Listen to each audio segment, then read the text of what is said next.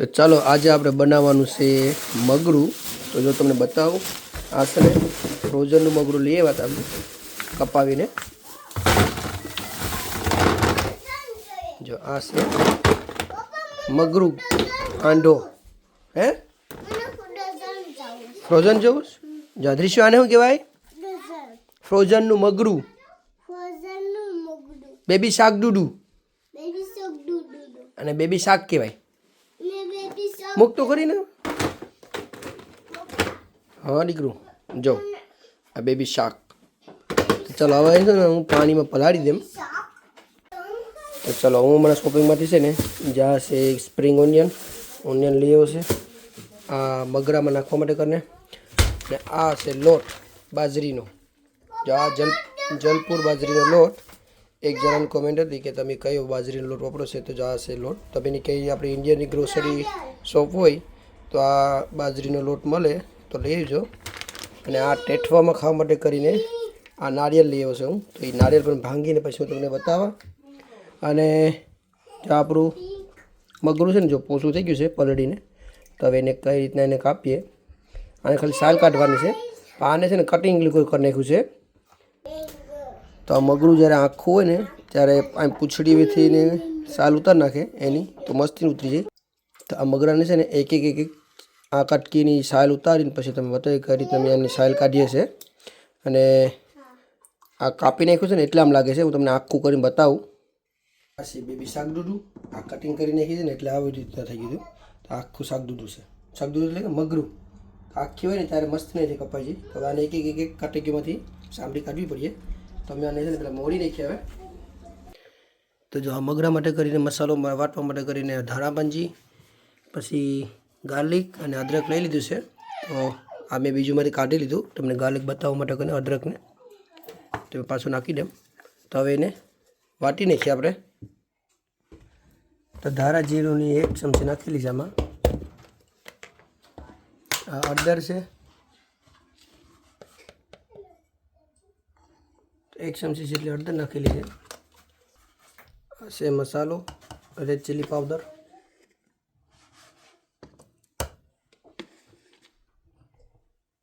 ચાલો 3 નાની ચમચી નાખેલી છે. એટલે આમાં અમારે છે ને નાની નાની ચમચીનું માપ છે. તો એ પ્રમાણે 3 ચમચી મસાલો, 1 ચમચી હળદર એટલે એકમાંથી ઓછી, અને 1 ચમચી ધાણા જીરું. તો એ પ્રમાણે મસાલો વટાઈ જાય અને આપણું શાક હવે બનાવી જાય એટલે તમને હું પણ બતાવી દઉં. તો આવી રીતના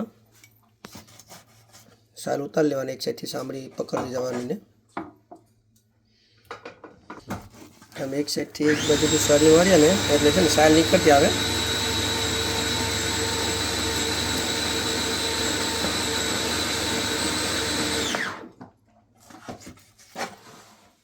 આપણો મસાલો બનીને રેડી થઈ ગયો છે વટાઈને. તો ચલો આપણું મગરું હવે છે ને તે સોલાઈને રેડી થઈ ગયું છે. તો હવે એને છે ને તે નાની નાની પીસીસ કરવા પડે, કટક્યું.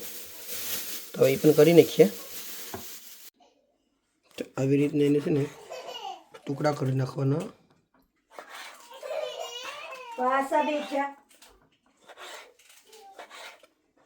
આવી રીતના નાના નાના પીસ બનાવવાના. તો મસ્ત એમાં પકાઈને ખાવામાં પણ સારા લાગે.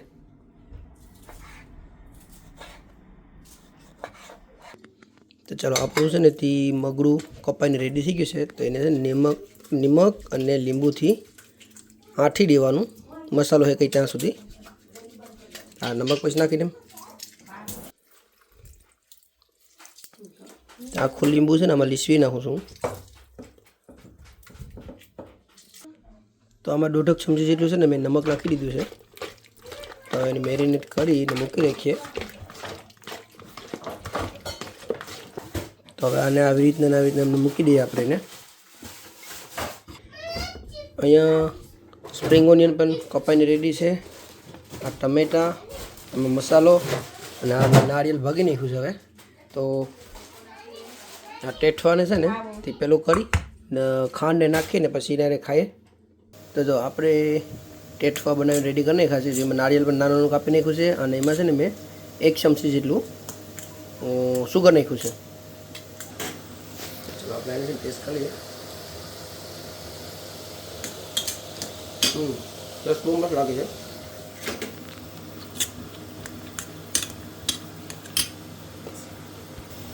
આમાં નાના છોકરા માટે કરીને ચિપ્સ તળાય છે, તિયાંશ માટે અને દીસુ માટે.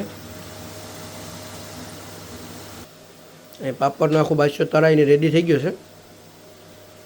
આલું છે ને ડબ્બો પૂરો થઈ ગયો તો પાપડ ભૂંગળા નીચે છે, રેડી કરી નાખ્યું છે. હવે આપણે તપેલી મૂકી દીધી છે હવે તેલની, ને આ તેલ પાછું છે ને આપણે ઓલા પાપડને તેલ ને ઈસ છે, તો એ તેલ આપણે યુઝ કરી નાખીએ.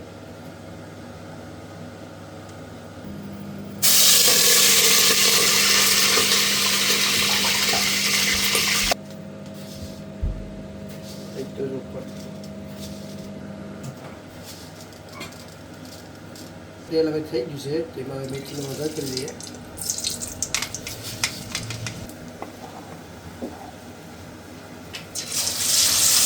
મેથી બળી ગઈ છે. હવે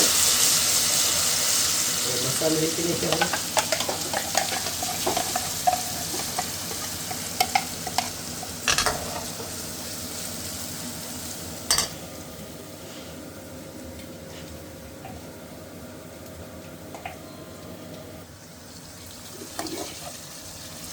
હવે જો આપણો મસાલો કેટલો મસ્ત હેકાતો જાય છે.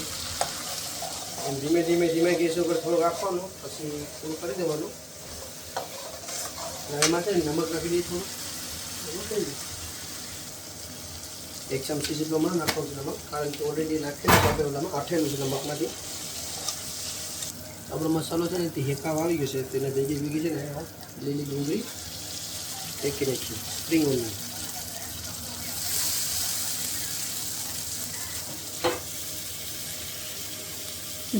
મને તો ખુશી છે, બગડું જ ખાવાનું છે એટલે પાછા રોટલા કરવાના છે એટલે મજા આવી જશે.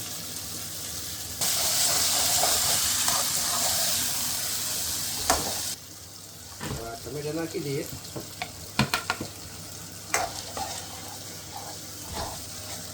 આ ટમેટાનું ને ડુંગળીનું શાક બની ગયું. ચાલો રોટલા કે ખાવાના આ પણ મજા આવે. ખાધું જ કેટલું. તો ચલો મસાલામાં છે ને તો આપણા ટમેટા અને ડુંગળીને બધી હેકાઈ ગયું છે. હવે હાથ ધોઈ નાખીએ અને ખાલી નમકમાં ને લેમનમાં નાખી દઈશું. હાંડો મગરું baby શાડુ do do do baby શાડુ.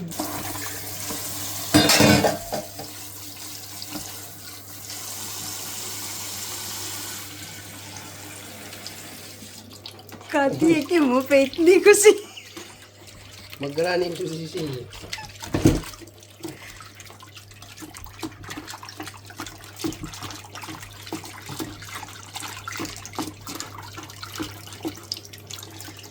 દોઢ કે 2 ચમચી નાખી દીધી નમક.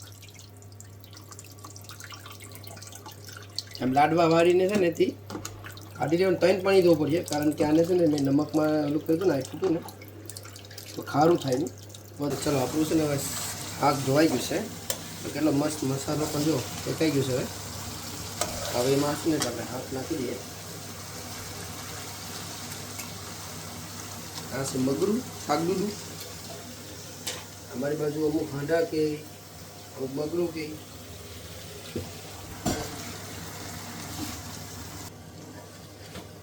કોઈ મગરા ખાતા હોય તો મગરું આવી રીતે છે ને તે હુક્કું બનાવીશું, બહુ મસ્ત લાગે હુક્કું ખાવાનું. રોટલી આરે ભાત આરે એટલું મજા આવે ને, રોટલા આરે ને રોટલી આરે બહુ મજા આવે. અમારે ઇન્ડિયામાં તો રોટલા જ હોય, તો અહીંયા રોટલી હોય, રોટલા હોય.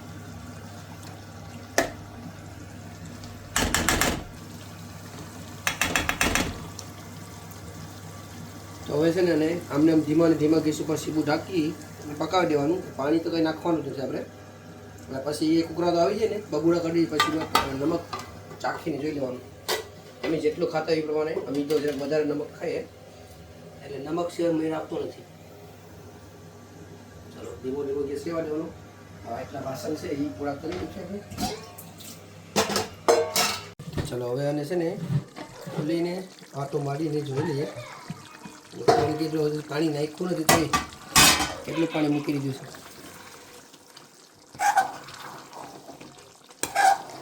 હવે આ પકાઈ ગયું છે તો હવે છે ને થોડું ફૂલ કરી દેવાનું ગેસ તો પાણી ભરી જાય.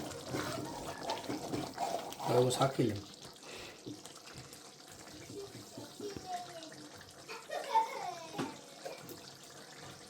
નાખવું પડી નમક.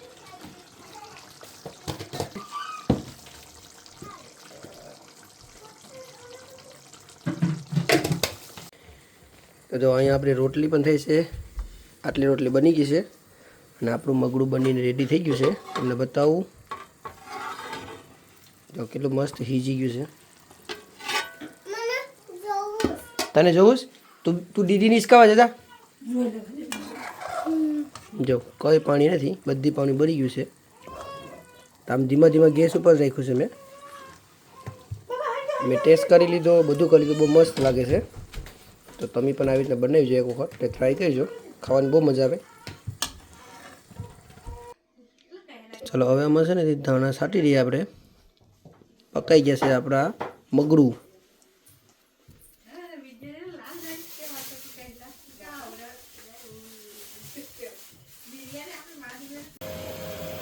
જો આમાં છે ને લોટ લઈ લીધો છે બાજરાનો અને થોડુંક નમક છાંટ્યું છે કેમ કે આમાં નમક આવે નહીં એટલે.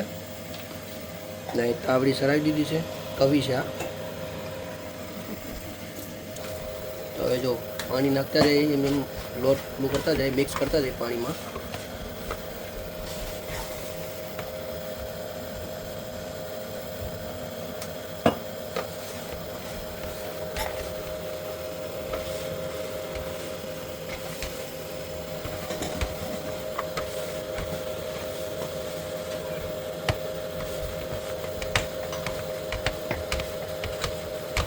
આવી રીતે મહરવાનું.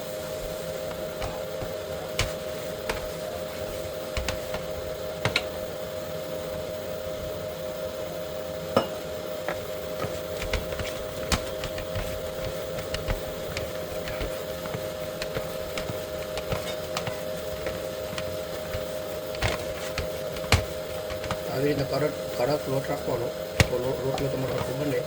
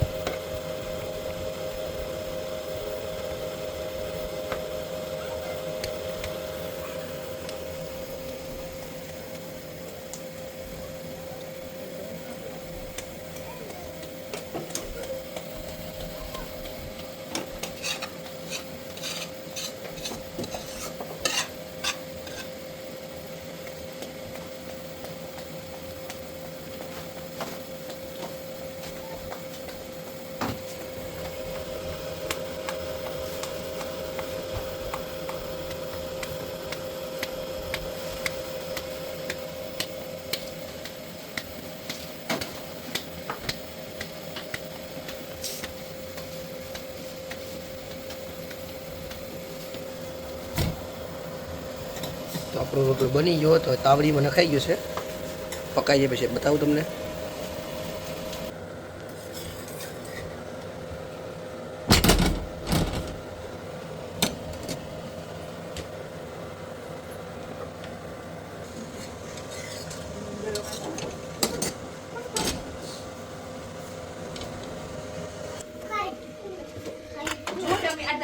તો જો રોટલા કેટલા મસ્ત બની જશે. બે રોટલા બનાવ્યા છે, નાનું ને એક મોટું. એક મારું છે ને એક મારા સસરા માટે. અને આમાં છે રોટલી. આમાં તો ચીકણી એની નીચે રોટલી.